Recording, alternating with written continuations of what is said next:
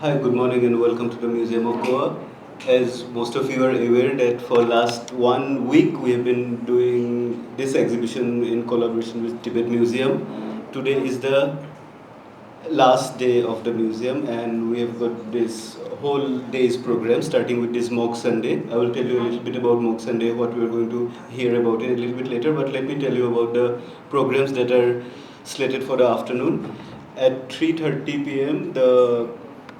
the lamas who have been, the devotees who have been doing this mandala for the last 5 days, they will do a puja, they will do a offering, and they will dismantle the mandala and keep it to the, with some music it will come. So if you are here, please see that. That is 3:30 and 3:30 till 4:10 it will happen. Then 4 o'clock onwards, from 5 o'clock onwards, we've got a photo talk by Mr. Kishore Thukral. He was a photographer of His Holiness Dalai Lama. So that is for like 45 minutes, 1 hour. After that, at 6 o'clock, we have got this black hat performance. So that is kind of a rare performance. I would request everybody to please stay back and see that performance. Let me share a little bit about today's talk. Today's talk is about the rigorous scientific study into the Tibetan philosophy. And for that, we have got Mr. Karma Thupten. He's the director of Science for Monks and Nuns Foundation. And it was an initiative that began in 1999 following the encouragement of His Holiness Dalai Lama, 14th Dalai Lama. Over 25 years, they are trying to see how scientific inquiry they can include in their monastic practices, in their religious practices.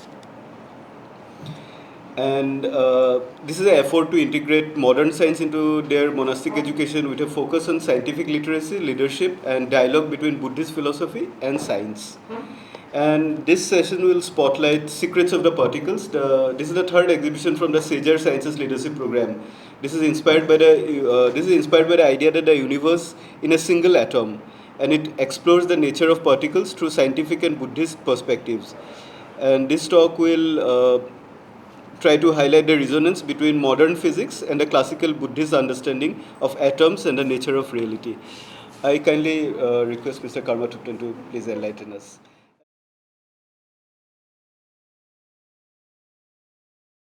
So, good morning, Tashidilek, Namaste.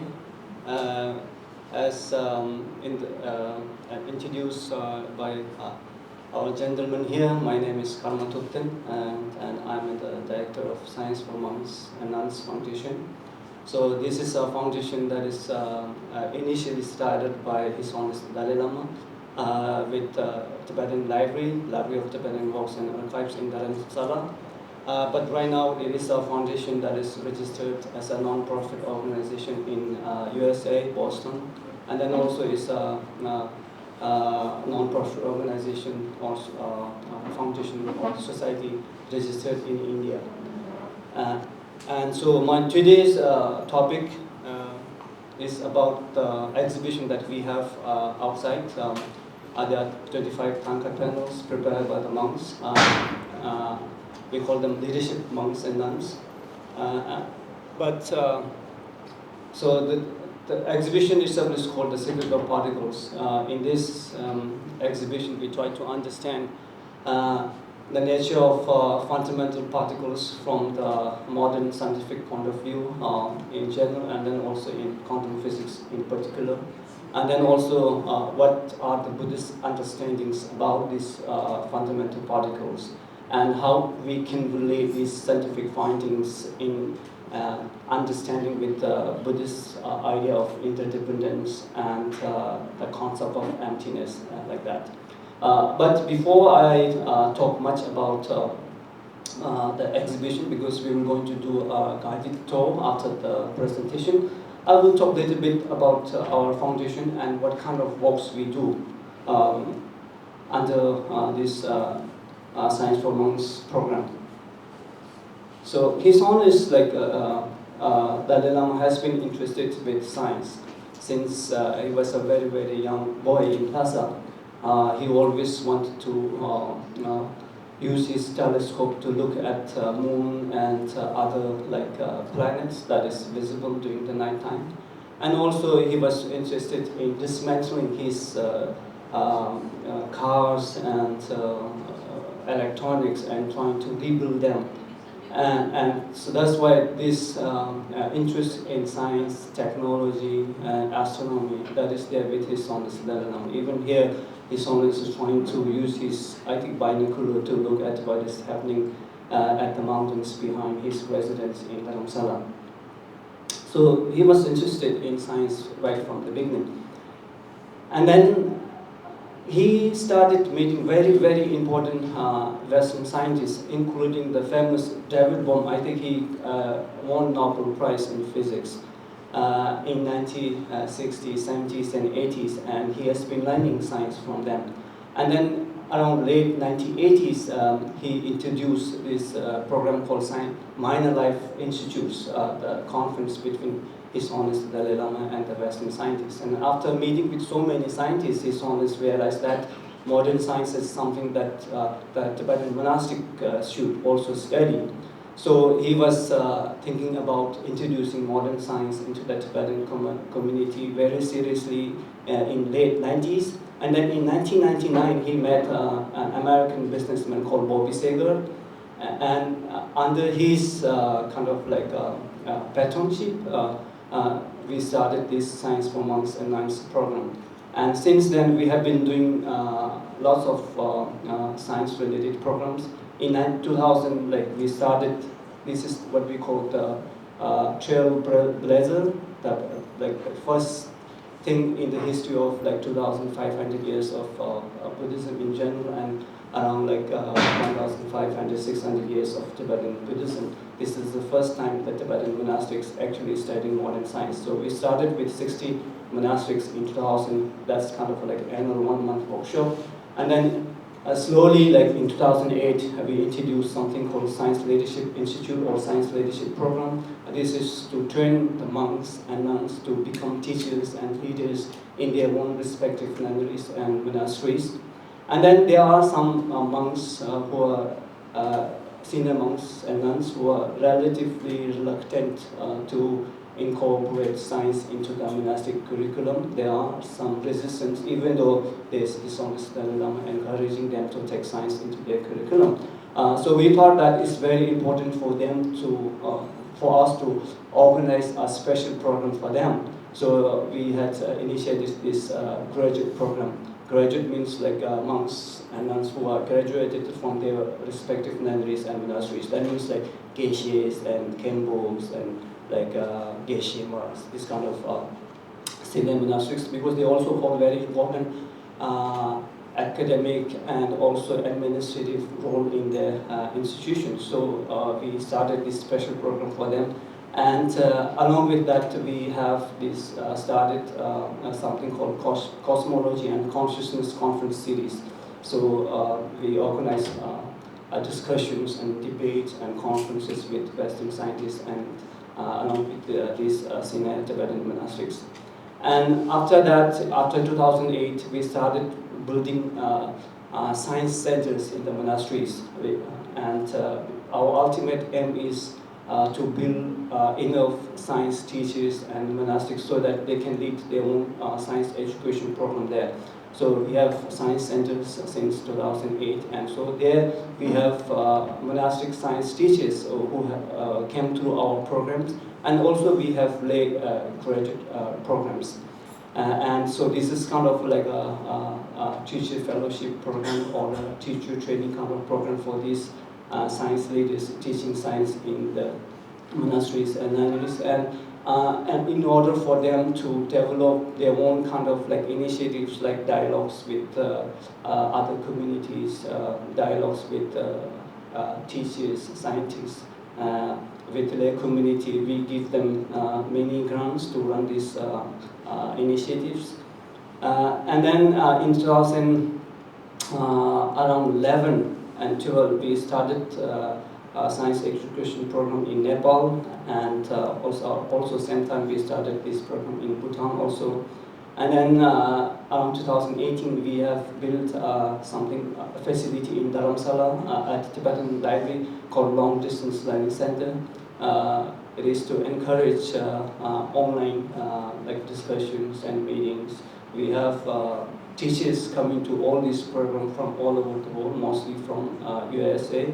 So in order to save time and money, we thought that it is important to have these online kind of like long distance projects. This is what we started.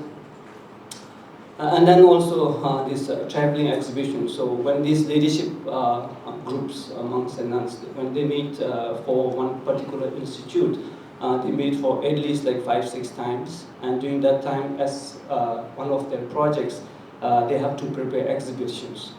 And so the third leadership cohort, monks and nuns, they have prepared this particular The Secret of Particles exhibition here. So we also have other exhibits about the senses, about the climate change, or this kind of thing. So this is basically what we do under our program.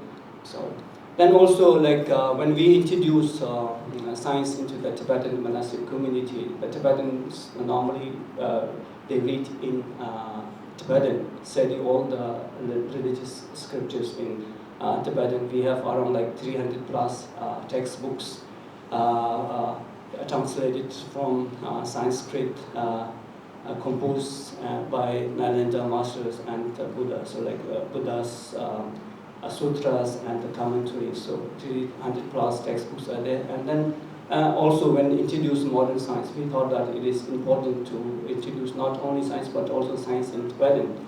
So teaching science in Tibetan also gives us an opportunity to preserve our language, to increase vocabulary.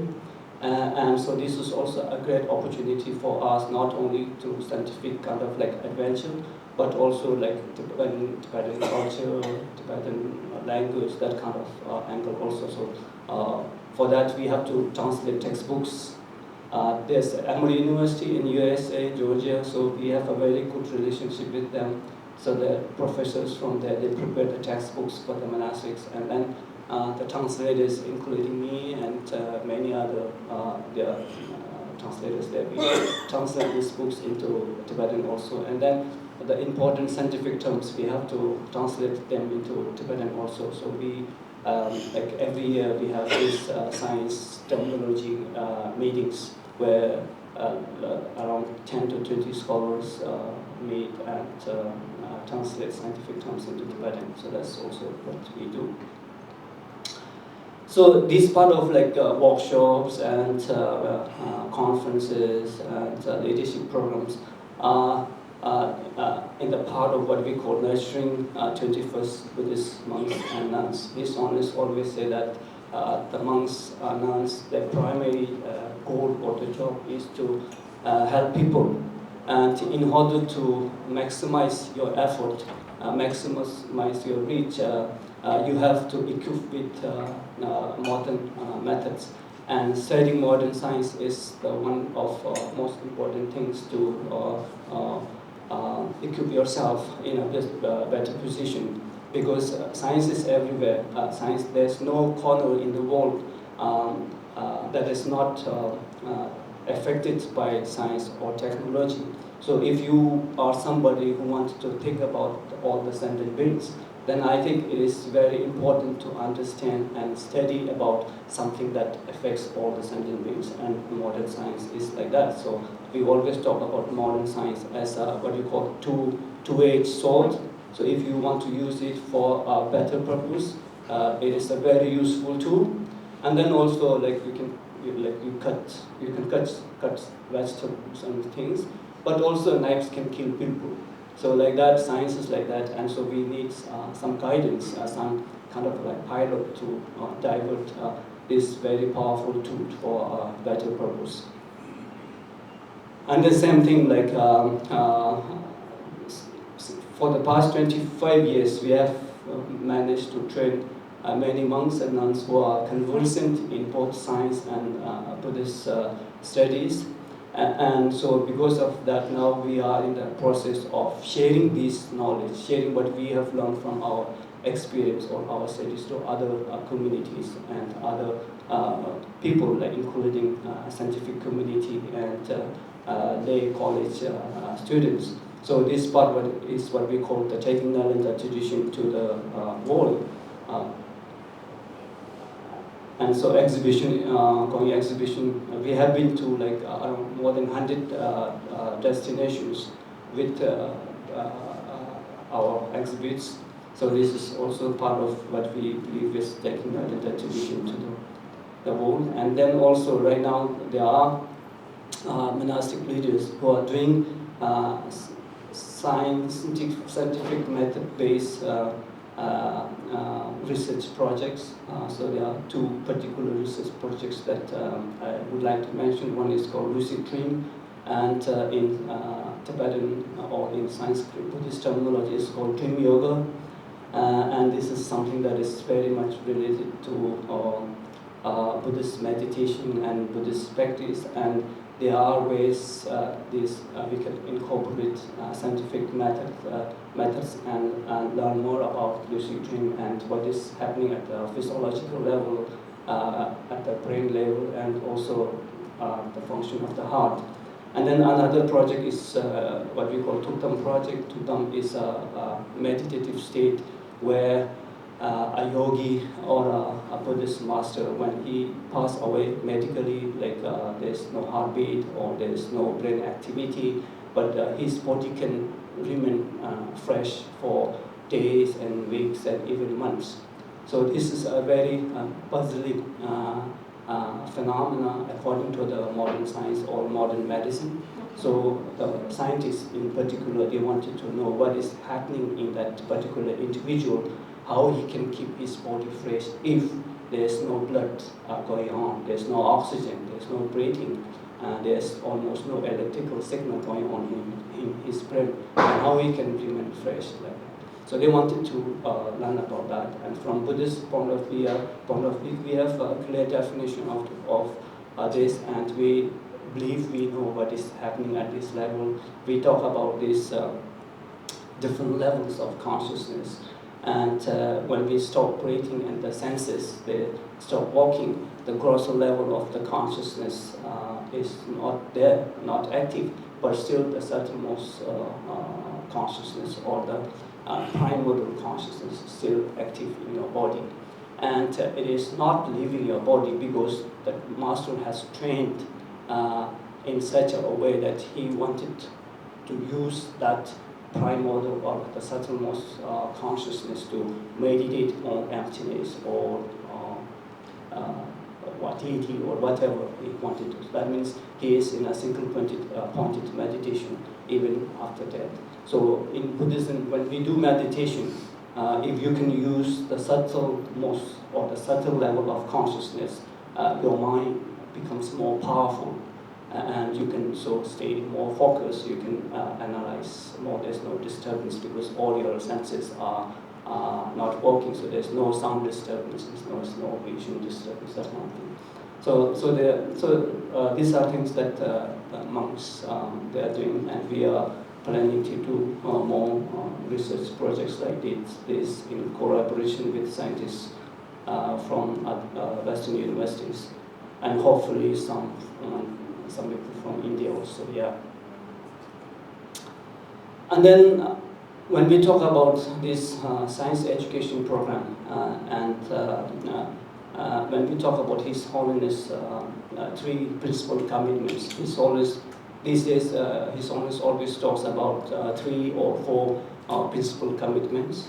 So the fourth one is an extension of the first one.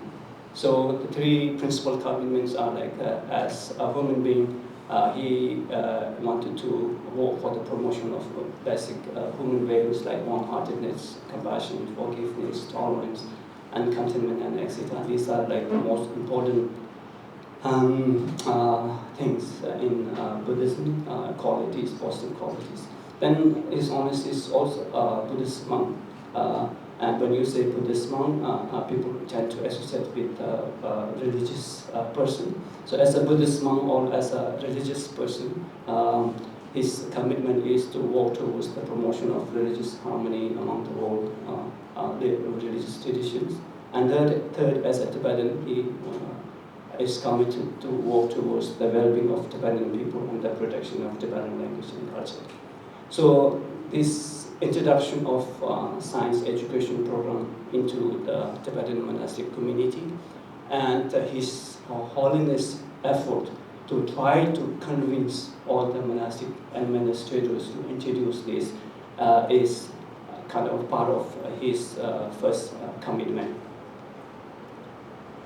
And then the reason why I think His Holiness encouraging monastics to study science, and also not only monastics, but also these days lay Tibetans and scientific community and whoever wants to listen from him. So he called these compassion and loving kindness, these values, as universal values, because His Holiness believed that our argument, when we talk about ethics or morality, our arguments for that should be based on science and empirical evidence, not rather than relying on one holy book or a single cultural tradition.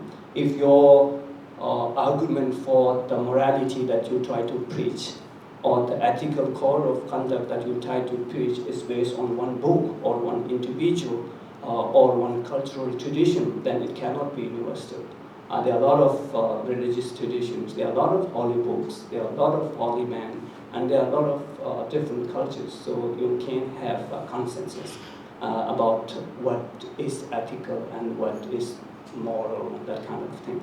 And so the ethics or the morality that is supported by science and empirical evidence can be secular and universal. And if there is morality or an ethical code of conduct that is based on science and empirical evidence, then I think most of the people can accept these things.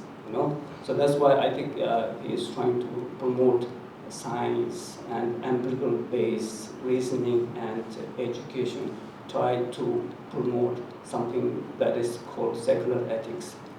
And this is, if you have here in the past, His Holiness in association with Emory universities and some professors there, they have developed education program called C-Learning, social, emotional, ethical learning. So this is a completely new concept drawn from Buddhism, but Buddhist mind training courses. But there is no mention of Buddha or Dalai Lama or Buddhist tenets, but the concepts are drawn from there. And these textbooks are, I think, introduced more than 26 countries these days.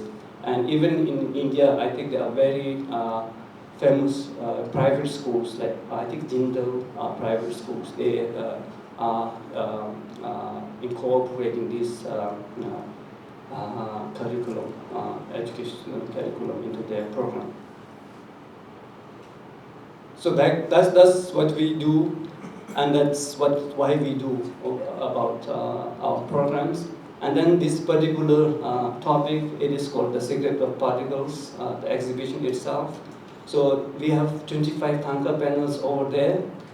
If you go through all of them, we can divide these thangka paintings into 3 different topics.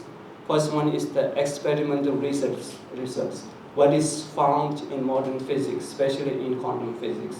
In quantum physics these days, like there's famous experiments like double slit experiment, the entanglement, and then these wave particle dualities. These are experimental results that cannot be comprehended or described by using our own classical like logic and reasoning. So they are very interesting things that is found in the modern science, and so you can see a bunch of thangka paintings dedicated to these experimental research that's found in the quantum physics. Then also the interpretation of the empirical evidence. So based on what quantum physics has found, there are a lot of theories and interpretations about these experimental results. If particles are behaving like this, then what it means, what it infers about the true or real nature of the physical world. And then also the third is like how Buddhists and the Buddhist principles or Buddhist philosophy will going to interpret these scientific findings in regarding to the existing concepts like interdependence, what interdependence or the dependent origination concept of Buddhism is going to say about these scientific findings. Then based on interdependence law and the concept of interdependence, then we talk about the emptiness. Time out? Okay. Emptiness, and then what Buddhists will going to say about these things according to the concept of emptiness, where emptiness come in the context of what modern science has found. So there are 25 thangka paintings, and if you are not from a scientific background, and if you have not studied a little bit of quantum physics, especially this double slit experiment and wave particle duality kind of thing, it will be a little bit difficult, but still you will find it interesting. So in science, especially in quantum science, quantum physics, there's a saying that when you read and study quantum physics, and if you are not surprised, then you didn't understood quantum physics. I hope that you will going to get a lot of surprises when you go through these paintings. And then also the concept of emptiness and interdependence are very, very interesting. I hope that you all know about these things and at least have some understanding. So because of our involvement with science and Buddhism and quantum physics, people often ask me, what are the differences and what are the similarities or the parallels between science and Buddhism in general.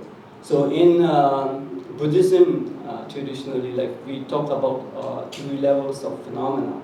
So one is the observable or the manifested phenomena that is obvious to our senses, that we can examine directly through or see directly through or have a direct perception with our senses. So then above that, there's slightly hidden phenomena that we can use our senses to directly talk about or deal with them. And in order to understand this level of phenomena, we use these Buddhist logics and reasonings, thema, this kind of stuff. And then there's another level of phenomena that is like completely hidden phenomena. You were not going to have a direct observation about this, and nor you will going to able to use the logic and reasoning to actually confirm about this phenomena. For example, the life, the general law of karma, like the law of physical law of cause and conditions. These are like we can easily see, we can easily infer, but like life after death, subtle law of karma, how the karmic imprints from the past life goes on to the next. These are like hidden, completely hidden phenomena. And Buddhists, you have to rely on somebody you trust, like Buddha and Nagarjuna, that kind of thing. So when you say trusting somebody, so it's not so scientific, but we don't have other options. So because of this, I think we have a kind of a like pyramid in Buddhist understanding. In scientific theory also, I think it's very, very similar. And you have empirical evidence, and based on the empirical evidence, all the experimental results, you're going to use inductive and deductive reasoning to see more things and predict future things. And then based on these two level of phenomena, then you have these crazy speculations like and theories like multi-universe and wormholes and all this kind of stuff. So if you look at this kind of structure, then there's no difference between science and Buddhism. In both science and Buddhism, if there is a judge, a Supreme Court judge, that can say yes or no, then it is only empirical evidence, not Buddha, not theories, not mathematical like models. It's only empirical evidence, you know. And then we both use logical reasonings. Like thema is a very important topic. Parjana, paramita. I think parajana is thema, right?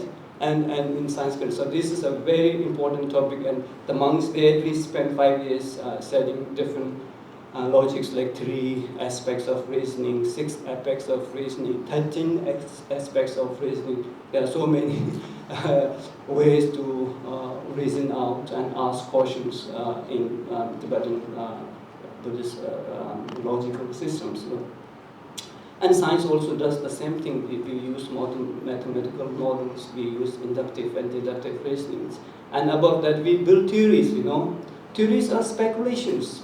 They have some basis, but they are built to like just tell a story about what is happening at these two lower levels. Same as Buddhists have theories about life after death, Buddha, heaven, hell, all these stuff. So when you look at this kind of model, at the theory level, at the top level, we have differences. So it doesn't matter whether there is differences or not, because within the scientific domain itself, they have different theories and they have contradictions.